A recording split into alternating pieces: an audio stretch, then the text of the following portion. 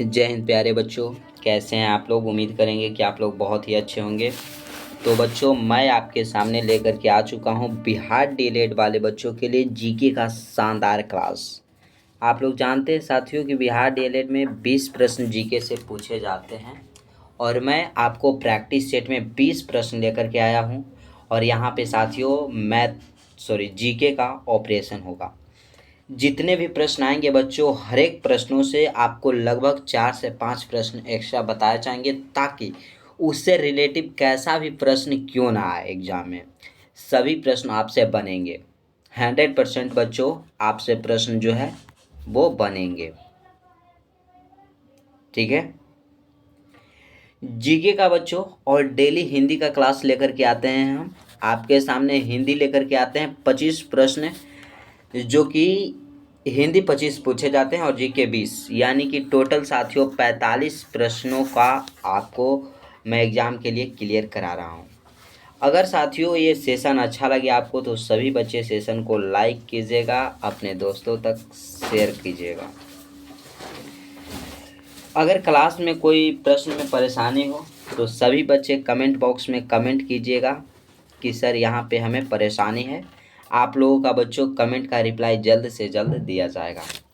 जो भी बच्चे चैनल को सब्सक्राइब नहीं किए हैं वो चैनल को सब्सक्राइब कर करके साथ ही साथ घंटी को दबाइए और बेल आइकन को ऑल पे सेट रखिएगा, ताकि जब भी वीडियो अपलोड करें तो उसका नोटिफिकेशन मिले और आप सही समय से क्लास अटेंड कर सकेंगे।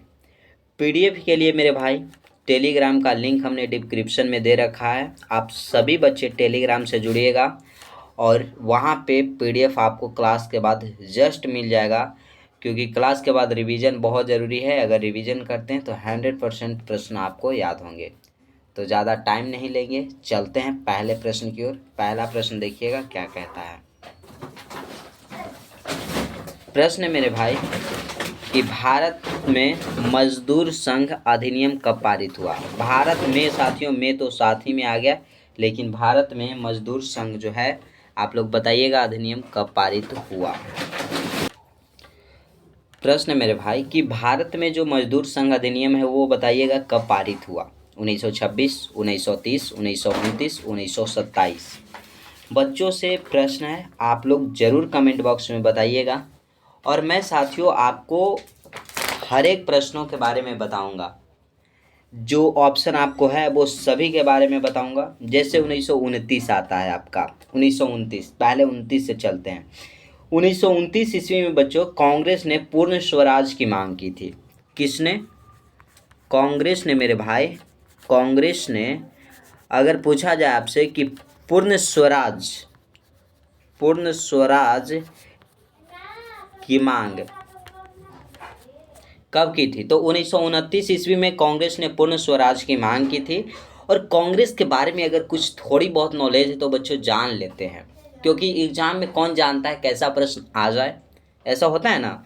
तो कांग्रेस की अगर बात करें, स्थापना की बात करेंगे कि जो साथियों कांग्रेस है जिसकी स्थापना कब हुई, तो 28 दिसंबर 1885 ईस्वी में कांग्रेस की साथियों स्थापना हुई थी।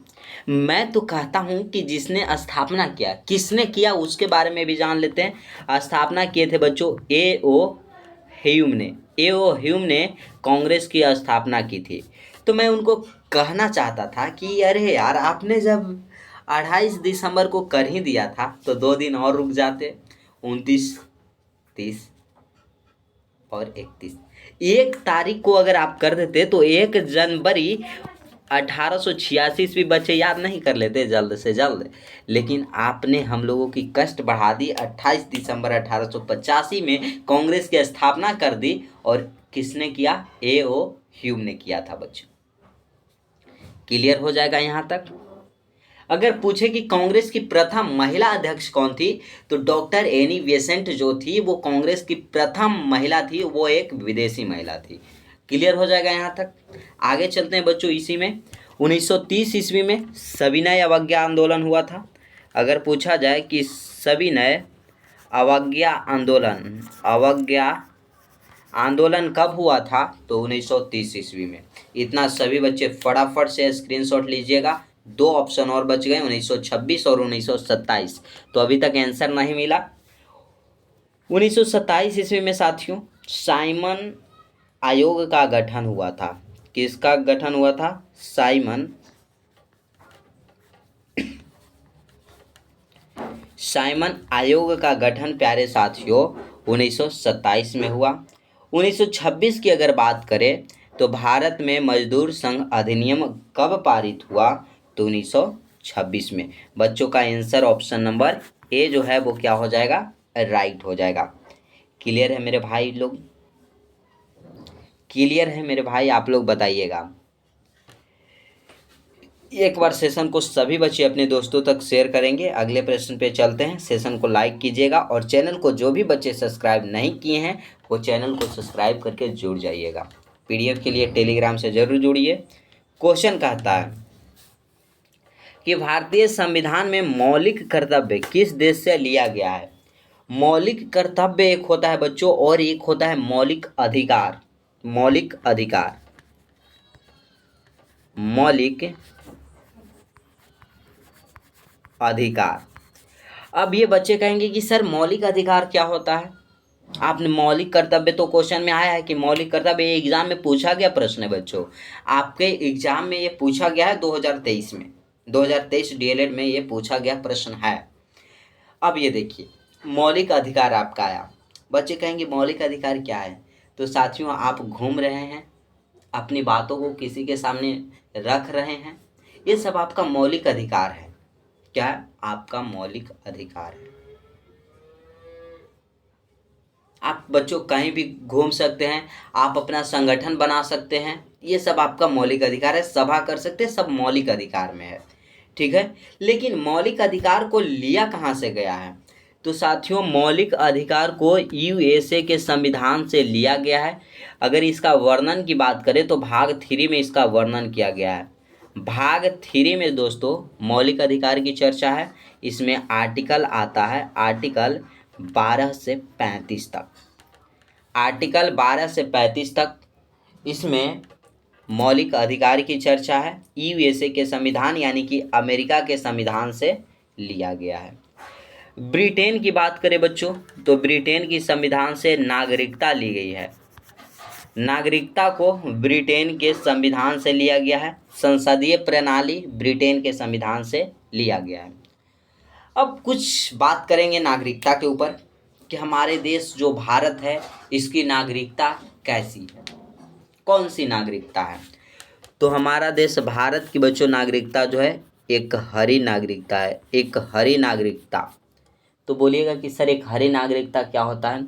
अमेरिका का जो नागरिकता है दोस्तों यह दोहरी नागरिकता है। कैसी नागरिकता है? दोहरी नागरिकता।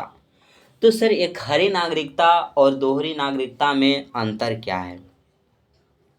क्या होता है एक हरी नागरिकता और क्या होता है दोहरी नागरिकता? तो देखिएगा मेरे भाई, एक हरी नागरिकता ये होता है कि आप कहाँ के निवासी हैं।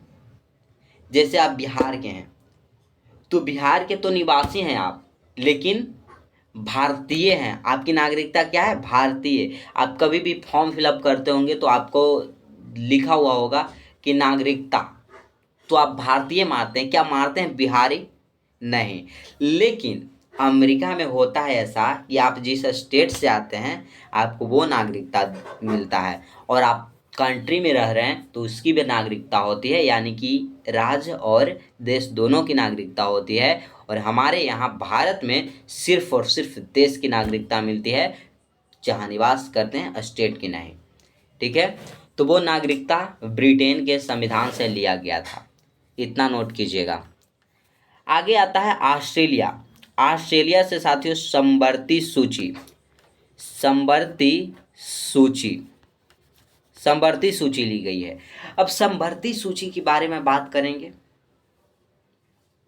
देखिएगा साथियों, एक हमारा है, अगर संविधान आप लोग पढ़ेंगे हमारे साथ जुड़कर बच्चों, पॉलिटी का क्लास में फाउंडेशन लेकर आने वाला हूं, आप लोग वहां पे जुड़िएगा। ठीक है, फाउंडेशन बैच बच्चों फ्री ऑफ कॉस्ट आपके लिए और आपके बड़े भाई बहन के लिए, सभी के लिए फेस टू फेस साथियों लेकर आने वाला हूं मैं फाउंडेशन बैच, वो भी फ्री ऑफ कॉस्ट यूट्यूब पे डेली। ठीक है। तो साथियों, ऑस्ट्रेलिया से समवर्ती सूची ली गई है। एक हमारा आता है, देखिएगा भाग होते हैं। अगर पूछा जाए आपसे कि संविधान में भाग की संख्या कितनी होती है, तो भाग 22 होते हैं। अनुसूची साथियों, अनुसूची की संख्या कितनी होती है, तो अनुसूची 12 होते हैं। और अनुच्छेद पूछा जाए तो 395 होते हैं। तो जो 12 अनुसूची होती है ना दोस्त, इसमें 7वां अनुसूची में शक्तियों का बंटवारा है। और शक्तियों का बंटवारा में 4 भागों में बांटा गया। एक संघ सूची, एक राज्य सूची, एक समवर्ती सूची और एक अवशिष्ट सूची। संघ सूची में केवल केंद्र सरकार का अधिकार होता है। राज्य सूची में राज्य सरकार का। समवर्ती सूची जो होता है, इसमें दोनों का अधिकार होता है, केंद्र सरकार और राज्य सरकार। लेकिन अवशिष्ट सूची बच्चों वो खाली पेज रहता है, उसमें अगर कोई भी संशोधन होता है तो अवशिष्ट सूची में जोड़ा जाता है। उसमें इनफाइनाइट सब्जेक्ट भी होते हैं और उस पर केवल केंद्र सरकार का अधिकार होता है। तो वही है समवर्ती सूची, जो कि अनुसूची 7 में शक्तियों का बंटवारा में है। इस पर राज्य सूची और केंद्र सरकार और राज्य सरकार दोनों का अधिकार होता है। तो क्लियर हो गया होगा यहाँ तक, नोट कीजिएगा सभी बच्चे। और आंसर आपका आ जाता है मौलिक कर्तव्य को रूस के संविधान से लिया गया है। इसका वर्णन आर्टिकल 51 क में है, भाग 4 में है दोस्त, भाग 4 में। और आर्टिकल 51 क में है, शायद भाग 5 में होगा, ये कंफर्म नहीं है बच्चों। भाग 5 हो सकता है या 4 हो सकता है, ये कंफर्म नहीं है, तो भाग को छोड़िए। लेकिन आर्टिकल याद रखिएगा 51 क में है। ओके, ऑप्शन नंबर बी आपका क्या हो जाएगा, राइट आंसर होगा। अगला प्रश्न, अगला आता है कि श्रीलंका को स्वतंत्रता कब मिली। तो मैं पहले श्रीलंका के बारे में जानूंगा। नहीं, मैं अपना देश का नागरिक हूँ ना, मुझे भारत के बारे में जानना है, भारत के बारे में जानना है। तो भारत आज़ाद हुआ बच्चों, स्वतंत्रता मिली 15 अगस्त 1947 को। लेकिन पाकिस्तान को भी तो स्वतंत्रता उसी समय ना मिली। पाकिस्तान भारत से अलग हुए, पाकिस्तान को भी स्वतंत्रता मिली थी। लेकिन पाकिस्तान ससुरा 14 अगस्त को अपना स्वतंत्रता दिवस मनाता है, 14 अगस्त 1947। 14 अगस्त को स्वतंत्रता मना लेता है, हमसे एक दिन पहले। कहता है कि हम तुमसे एक दिन पहले आज़ाद हुए। अरे बकलोलवा ससुरा सारा, क्या तुम पागल की तरह व्यवहार करते हो। अभी भारत में 28 लोगों पर आक्रमण करके मार दिया, बताओ। ये एकदम सल्दम घटिया इंसान है। हमें समझ में नहीं आता है कि ससुरा करेगा तो क्या करेगा। कि हम तो जाएंगे सनम लेकिन तुझे भी ले जाएंगे, यानी हम तो डूबेंगे सनम लेकिन तुझे भी डुबा डालेंगे, ऐसा इसका सोच है। और पीछे से चाइना जो है ना, चीन, ये साथ देता है, ये घूरता है कि अरे करना यार करना। ये बस भारत को कुछ नहीं देखता है और जाके आक्रमण कर देता है। अब सिंधु पानी के जल रोक दिया। अब ये है कि पाकिस्तान तो ससुरा अपने मर ही रहा है सुखाड़ से, लेकिन भारत में पानी का बाढ़ आ गया तो भारतों मर रहा है, पाकिस्तानों मर रहा है, ऐसा हो रहा है। अब देखिए, श्रीलंका को स्वतंत्रता कब मिली, ये प्रश्न आया ना। तो श्रीलंका को स्वतंत्रता बच्चों 1948 ईस्वी में मिली, हमसे 1 साल बाद। 1 साल नहीं, लगभग अगस्त तो सितंबर, अक्टूबर, नवंबर, दिसंबर, जनवरी, फरवरी, यानी कि 6 महीने बाद बच्चों 4 फरवरी 1948 ईस्वी को श्रीलंका को भी स्वतंत्रता मिल गई। ऑप्शन नंबर बी क्या होगा, राइट हो जाएगा। अगला प्रश्न आता है, प्रश्न मेरे भाई कि न्यू डील को किस अमेरिकी राष्ट्रपति ने लागू किया। न्यू डील को,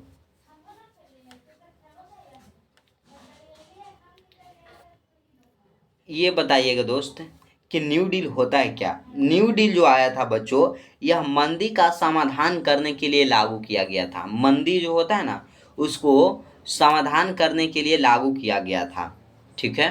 तो ये तो आप लोग जान गए, लेकिन आंसर के आगे बढ़ेंगे, आंसर की ओर बढ़ेंगे कि आंसर क्या हो जाएगा इसका। ये देखिएगा बच्चों, यहाँ पे जॉर्ज वाशिंगटन जो है यह अमेरिका के प्रथम राष्ट्रपति थे। प्रथम राष्ट्रपति, राष्ट्रपति ये कहाँ के थे बच्चों? अमेरिका के।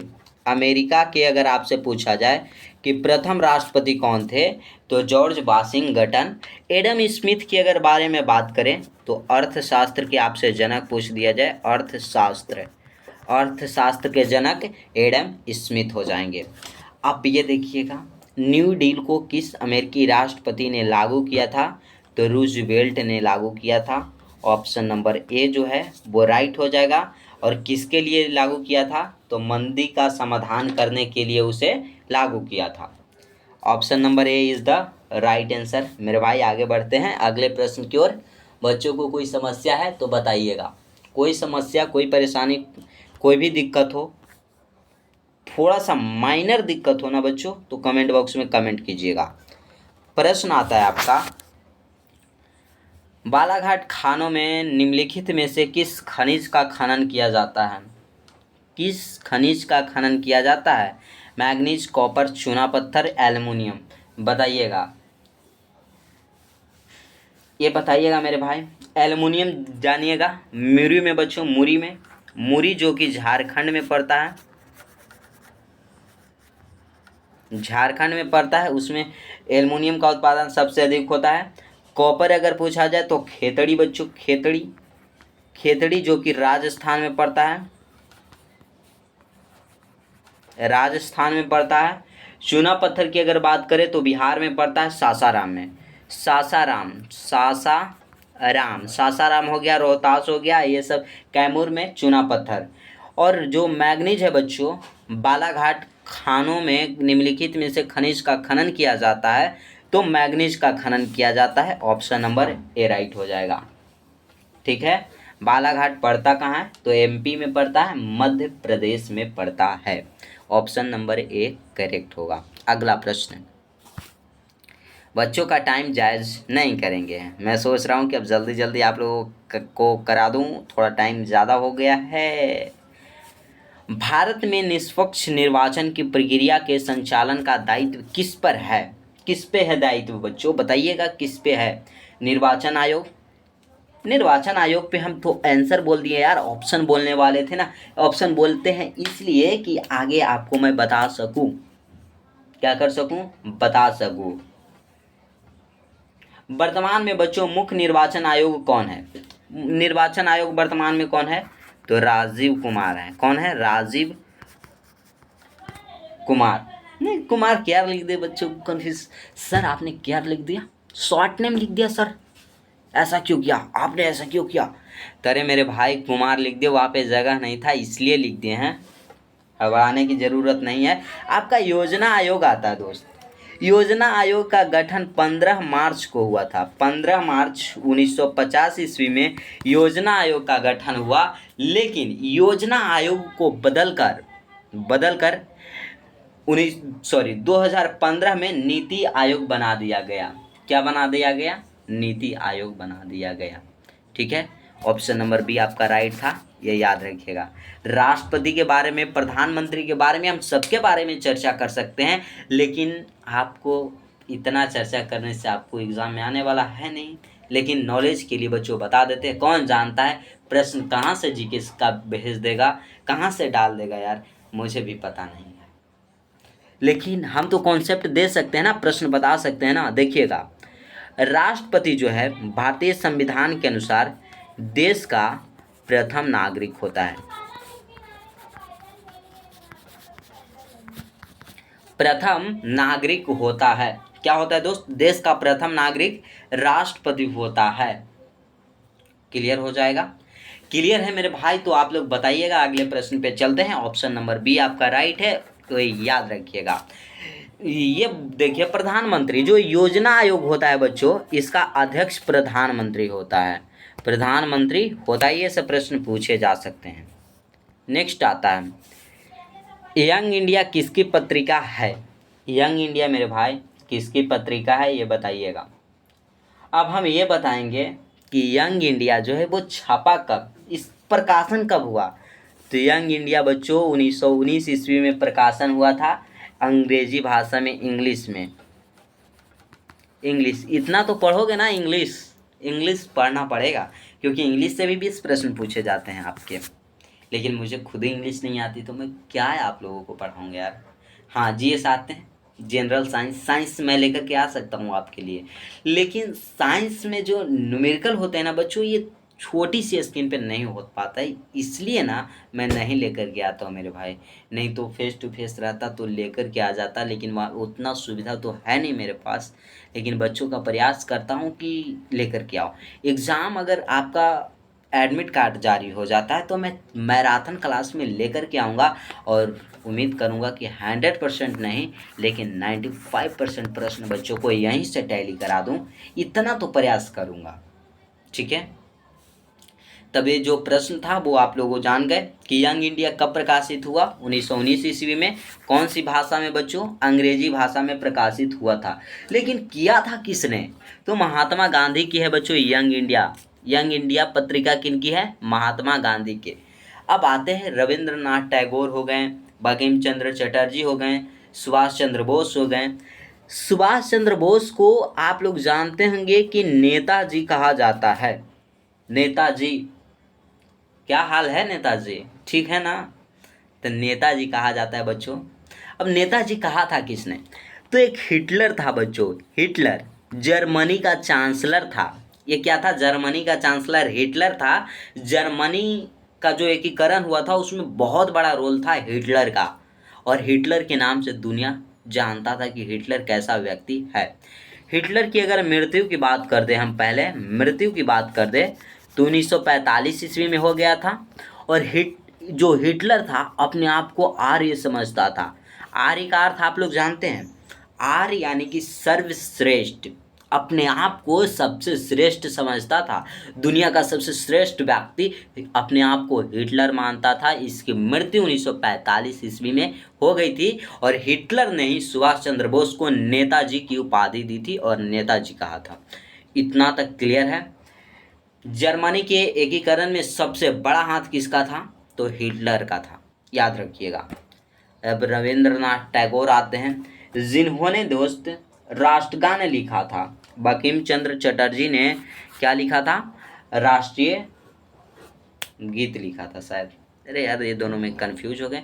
रविंद्रनाथ टैगोर जिन्होंने राष्ट्रगान लिखा था, बंकिम चंद्र चटर्जी राष्ट्रगीत। राष्ट्रगीत बच्चों वंदे मातरम, राष्ट्रगीत लिखा और इन्होंने राष्ट्रगान लिख दिया। ये देख लीजिएगा, थोड़ा सा कन्फ्यूजन मुझे लग रहा है, लेकिन 100% सही होगा मेरे भाई। ये ऑप्शन नंबर बी आप लोग याद रखिएगा। महात्मा गांधी, अगर इनके जन्म की बात करें तो 2 अक्टूबर 1869 ईस्वी में महात्मा गांधी का जन्म हुआ, और मृत्यु हो गया था 30 जनवरी 1948 में, जिन्होंने नाथूराम गोडसे ने दिल्ली के बिरला हाउस में गोली मारकर हत्या कर दिए थे। ऐसे गांधी जी मरने वाले कहाँ थे, 2-3 साल तो खींच ही लेते, आराम से खींच लेते, लेकिन नाथूराम गोडसे ने कहा अरे यार मुझे तुम्हें मारना पड़ेगा, मुझे मारना पड़ेगा, और मार दिए, मार दिए, मार दिए मेरे भाई, मार दिए। ऑप्शन बी राइट हो जाएगा। अगला प्रश्न, राज्यसभा का सभापति कौन होता है। देखिएगा, राज्यसभा का सभापति आपसे पूछा जा रहा है, तो राष्ट्रपति, उपराष्ट्रपति, प्रधानमंत्री या राज्यपाल। तो यहाँ पे बच्चों आपका उपराष्ट्रपति जो होता है वो राज्यसभा का सभापति होता है। और ये जानिएगा कि राज्यसभा को कभी भी भंग नहीं किया जाता है। राज्यसभा मेरे भाई भंग नहीं होता है। राष्ट्रपति भारतीय संविधान के अनुसार देश का प्रथम व्यक्ति, उपराष्ट्रपति देश का द्वितीय व्यक्ति। याद रहेगा, याद रहेगा। अगला, निम्नलिखित में से कौन सा उम्र समूह कार्यशील जनसंख्या है। उम्र समूह कार्यशील जनसंख्या है 15 से 30, 15 से 60, 30 से 60, 15 से 50। तो कार्यशील जो जनसंख्या है बच्चों, यह है 15 से 60। ऑप्शन नंबर बी राइट हो जाएगा। क्लियर है मेरे भाई, क्लियर है तो आप लोग बताइएगा।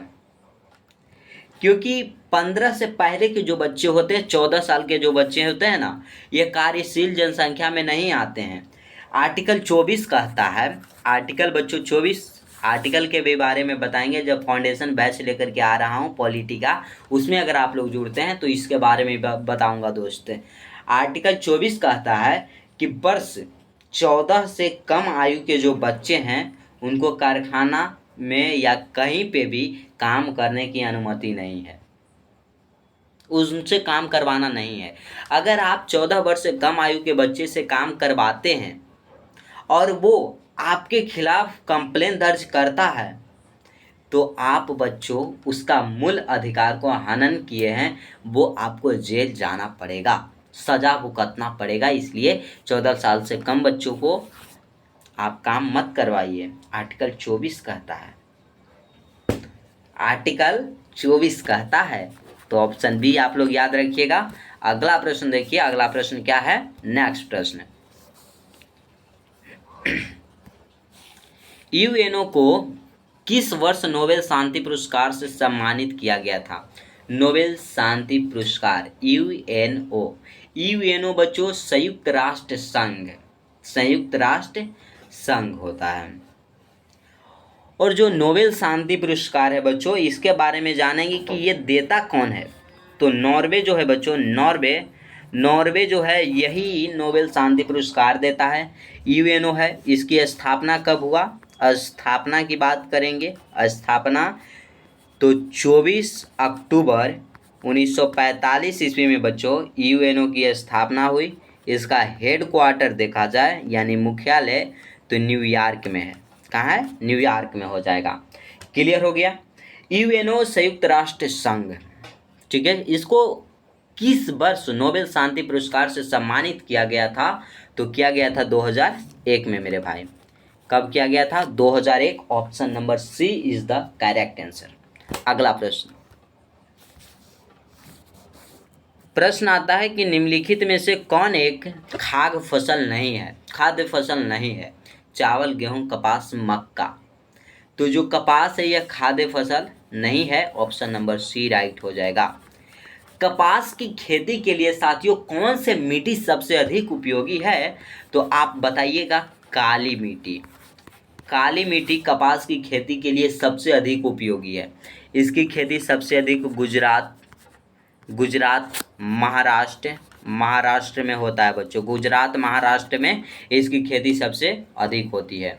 अगला प्रश्न, गेहूं सबसे अधिक, तो पंजाब में गेहूं उत्पादन सबसे अधिक होता है। ठीक है। अगला प्रश्न, बिहार में सर्वप्रथम नगर निगम की स्थापना कहाँ की गई थी? आरा, पटना, गया, मोतिहारी। तो बिहार में बच्चों नगर निगम की जो स्थापना हुआ था 1952 में हुआ था। कब हुआ था? 1952 में हुआ। बिहार में अगर नगर निगम की संख्या पूछा जाए बच्चों तो 19 नगर निगम है। कितने नगर निगम हैं? 19 हैं। अगर पूछा गया है कि बिहार में सर्वप्रथम नगर निगम की स्थापना कहाँ हुआ, सबसे पहला नगर निगम की स्थापना तो ये पटना में हुआ है दोस्त। बिहार की राजधानी पटना। हो रहा है यहाँ पे कुछ घटना। देखिए दोस्त, अब इसके आगे भी हम बता सकते हैं कि पटना नगर निगम में कितने वार्ड हैं। पटना जो नगर निगम है बच्चों, इसमें वार्ड की अगर संख्या पूछा जाए तो 75 वार्ड हैं। कितने वार्ड हैं? 75 वार्ड हैं। बिहार में सबसे पहला नगर निगम, भारत में सबसे पहला नगर निगम की स्थापना कब हुआ? ये सब भी पूछ सकते हैं आपसे, लेकिन उतना ज़रूरी है नहीं। ठीक है। तो देखिए दोस्त, आपके लिए इतना कर रहे हैं तो चैनल को सभी बच्चे सब्सक्राइब कीजिए और टेलीग्राम से ज़रूर जुड़िए। पीडीएफ के लिए डिस्क्रिप्शन में लिंक दिया गया है। क्वेश्चन है, धुआंधार जलप्रपात किस नदी पे स्थित है? धुआंधार जलप्रपात किस नदी पे है? तो हम पहले पूछेंगे किस राज्य में है, तो एमपी में है। मध्य प्रदेश के जबलपुर में है बच्चों। धुआंधार नानी यानी कि नर्मदा नदी पे है बच्चों धुआंधार जलप्रपात। ऑप्शन नंबर ए राइट होगा।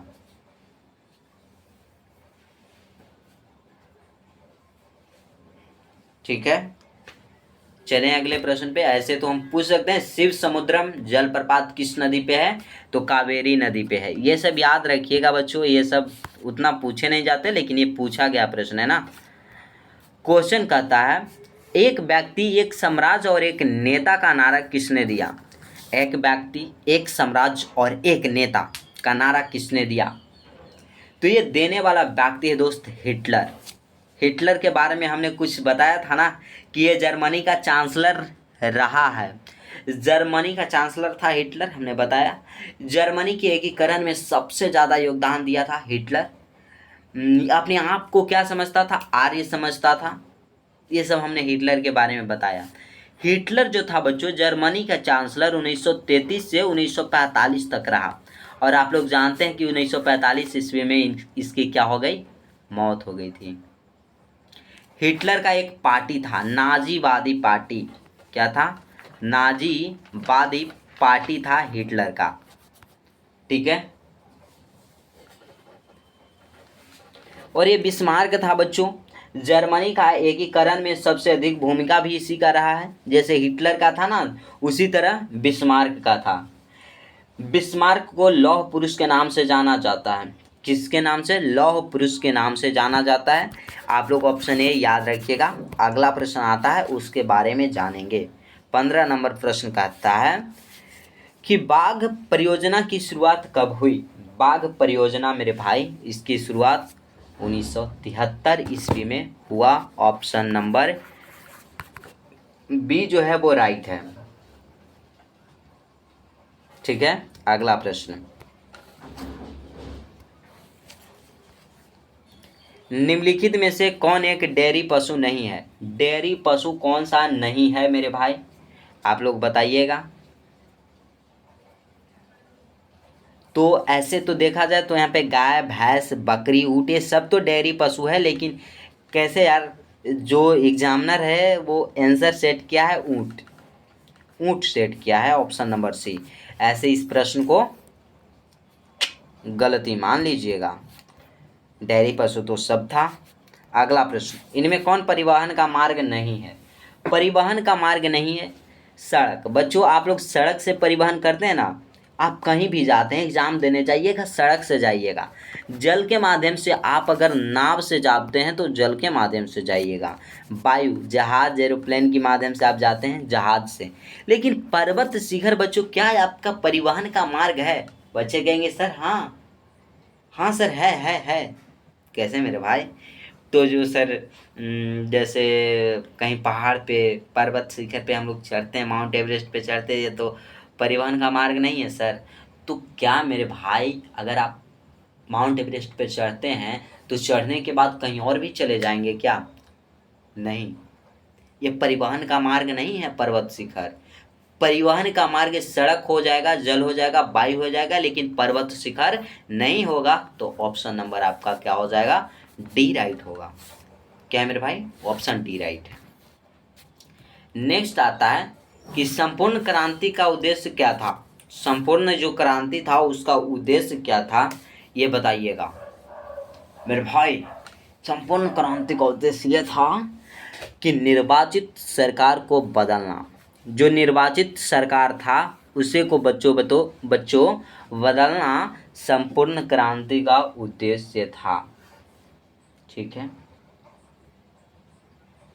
क्लियर है मेरे भाई। अगला प्रश्न, किस वर्ष हिटलर ने वर्साय की संधि को अस्वीकार किया था। वर्साय की संधि को बच्चों अस्वीकार कब किया। अब लेकिन मैं पहले कहूँगा कि वर्साय की संधि कब हुई, तो 1919 ईस्वी में दोस्त वर्साय की संधि हुई थी। वर्साय की जो संधि थी 1919 ईस्वी में हुई थी। ठीक है, लेकिन हिटलर जो था अस्वीकार किया था 1935 ईस्वी में। ऑप्शन बी आपका राइट हो जाएगा। 1935 ईस्वी में हिटलर ने वर्साय की संधि को अस्वीकार कर दिया था, लेकिन वर्साय की संधि हुई थी 1919 ईस्वी में। 1919 ईस्वी में ही जलियांवाला बाग हत्याकांड हुआ था, जो कि पंजाब के अमृतसर में हुआ था। एक जलियांवाला बाग है, वहीं पे लाखों लोग मारे गए थे। उस युद्ध में बच्चों एक था जनरल डायर, जिसने गोली चलाने की आदेश दी थी। कि गोली चलाओ फायर, और लगभग 1650 राउंड गोलियां चलाई गई थी। बहुत सारे लोग वहाँ पे मारे गए। एक इन कुआं था बच्चों, उसमें लोग कूद कूद कर मर गए, एक पे एक जा कर के मर गए। बहुत सारे लोग वो मरे थे। बहुत दर्दनाक घटना था जलियांवाला बाग हत्याकांड जो हुआ था जो बच्चों। ठीक है, बी राइट होगा। और ये रहा आज का बच्चों लास्ट प्रश्न। समुद्री मार्ग से विश्व का भ्रमण सबसे पहले किसने किया? समुद्री मार्ग से बच्चों, क्या आप लोग बताइएगा? तो मैगलन ने 1519 ईस्वी में, कब? 1519 ईस्वी में पूरे विश्व का भ्रमण किया था समुद्री मार्ग से। ठीक है। कैप्टन कुक, जिन्होंने न्यूजीलैंड की खोज की थी, किसकी खोज की थी? न्यूजीलैंड की खोज की थी बच्चों, कब? तो 1669 ईस्वी में, प्यारे साथियों, कैप्टन कुक ने। ठीक है। कोलंबस आप लोग जानते हैं, अमेरिका की खोज 1492 ईस्वी में अमेरिका की खोज किए थे। किसकी खोज? अमेरिका की खोज। 1498 में बच्चों वास्को डिगामा ने भारत की खोज की थी। Vasco da Gama. बच्चे कहेंगे कि sir Vasco da Gama, Vasco da Gama, da Gama da Gama, ठीक है, अब ठीक है। 1498 में सर वास्को डिगामा ने भारत की खोज की थी। तो क्या सिकंदर 500 ईस्वी में आया था कैसे भारत में, भारत के साथ युद्ध किया था? ये सब कैसे सर? 563 बीसी, मतलब ईसा पूर्व, भगवान बुद्ध कैसे आते भारत में? ये सब कैसे आते? पहले के जो लोग थे वो भारत में कैसे आए? मुझे ये जानना है सर, कैसे? तो साथियों एग्जाम में पूछे जाते हैं यही कि वास्को डी गामा भारत की खोज किए थे 1498 में, लेकिन वास्को डी गामा ने प्रायः भारत की खोज नहीं, भारत में समुद्री मार्ग की खोज की थी, लेकिन भारत की खोज के नाम से जाने जाते हैं। तो ये सब आपको याद रखना है। आपका आंसर जो 1519 हो जाता है, ऑप्शन नंबर बी, मैगलन ने पूरे विश्व में भ्रमण किया था समुद्री मार्ग के द्वारा। तो क्लियर हो गया होगा मेरे भाई, बताइएगा। ये लास्ट प्रश्न था। इसके जस्ट बाद बच्चों अब आपको पीडीएफ दे दिया जाएगा, टेलीग्राम से जुड़ जाइएगा। सेशन कैसा लगा सभी बच्चे को हम भाइयों यही उम्मीद करेंगे कि कमेंट बॉक्स में सभी भाई कमेंट करेंगे। ठीक है। सेशन अच्छा लगा होगा तो लाइक भी करेंगे, अपने दोस्तों में, भाई बहन, रिश्तेदारों के पास शेयर करेंगे जो डीएलएड की तैयारी करते हैं। पीडीएफ चाहिए मेरे भाई, तो पीडीएफ के लिए टेलीग्राम का लिंक हमने डिस्क्रिप्शन में दे रखा है, आप लोग टेलीग्राम से ज़रूर जुड़िएगा। चैनल को जो भी बच्चे सब्सक्राइब नहीं किए हैं वो सब्सक्राइब करके साथ ही साथ घंटी को दबाकर बेल आइकन को ऑल पे सेट रखेंगे, ताकि जब भी वीडियो अपलोड करें उसका नोटिफिकेशन आपको मिले और आप डेली सही समय से क्लास अटेंड कर सकेंगे। और फाउंडेशन क्लास लेकर के आज आ रहा हूँ मैं साथियों, पॉलिटी का दोस्तों। अगर आप लोगों को किसी और भी क्लास चाहिए, किसी और सब्जेक्ट का, तो कमेंट बॉक्स में ज़रूर कमेंट कीजिए। जैसे history, geography, economics, polity, physics, chemistry और बायो, ये 7 सब्जेक्ट में बच्चों आपको जिस सब्जेक्ट का क्लास चाहिए तो आप जल्द से जल्द कमेंट कीजिएगा, क्योंकि मैं जल्द से जल्द आप लोगों को स्टार्ट करूँगा। मैं तो उम्मीद करता हूँ कि 2 तारीख से बच्चों 2/5/2025 से फाउंडेशन बैच लेकर के आ जाऊँ आपके लिए। और फाउंडेशन आप लोग जानते हैं कितना इम्पोर्टेंट होता है। अगर जो भी बच्चे रेलवे की तैयारी कर रहे हैं ना, बच्चों, उनके लिए मैं फिजिक्स लेकर के आ रहा हूँ। PHYSICS फिजिक्स बच्चों, रेलवे के बच्चों के लिए फिजिक्स लेकर के आ रहा हूँ। और डेली बच्चों हर एक प्रश्न को लेकर के आऊँगा। वैसे प्रश्न जो फाउंडेशन तो बच्चों सिलेबस स्टार्ट करूँगा ही, पूरा डिटेल में बताऊँगा, लेकिन वैसे वैसे प्रश्न जो लाऊँगा जो उस टॉपिक से रिलेटिव एग्जाम में पूछे गए हैं, कब पूछे गए हैं, कौन से एग्जाम में पूछे गए, ये भी बताऊँगा। तो उम्मीद करता हूँ बच्चों, आशा करता हूँ कि आप लोग उस क्लास में ज़रूर जुड़िएगा। और मैं ये भी विश्वास करूँगा बच्चों कि आप लोगों का अगर सपोर्ट रहा ना, तो मैं लाइव क्लास जल्द से जल्द लेकर के आ जाऊँगा। ऐसे तो 1-2 दिन रिकॉर्डेड मिलेंगे, अगर साथियों रिकॉर्डेड में बेहतर बच्चे जोड़ रहे हैं तो लाइव क्लास लेकर के आऊँगा। ठीक है, तो आज यहीं तक रखूँगा। जय हिंद मेरे प्यारे शेर शेरनियों।